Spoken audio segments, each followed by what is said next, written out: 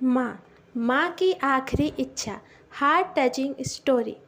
एक बार एक बूढ़ी माँ को उसके बेटे ने एक वृद्ध आश्रम में ले जाकर छोड़ा। इस माँ का ये वही इकलौता बेटा था जिसके लिए इस माँ ने जीवन भर संघर्ष किया। इस बेटे के लिए वो सब कुछ किया जो एक माँ को करना चाहिए या माँ कर सकती है, और आज भी अपने बेटे को किसी भी तरह की परेशानी ना हो इसलिए आश्रम में रहने के लिए भी तैयार हो गई।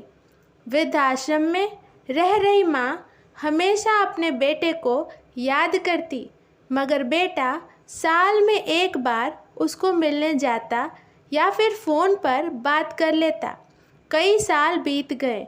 वृद्धाश्रम से बेटे को एक दिन फ़ोन आया। उन्होंने कहा, बेटा जल्दी से आश्रम आके अपनी माँ से मिल लो, वो बहुत सीरियस हैं। बेटा जब अपनी बीमार माँ के पास पहुँचा तब वह अपनी आखिरी सांसें गिन रही थी।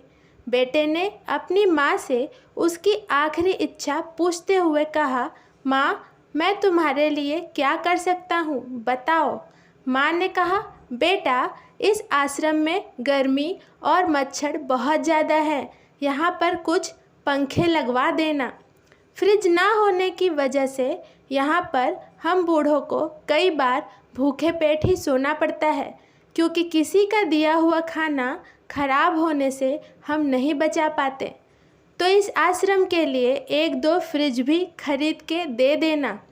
बेटे ने अपनी माँ की सारी बात सुनी और अपनी माँ से पूछा, आपने इतने साल यहाँ पर निकाल दिए पर आपने कभी भी यह बातें मुझसे नहीं कही, और अब जब आपके पास टाइम नहीं बचा है तब आप यह सब कह रही हैं, ऐसा क्यों?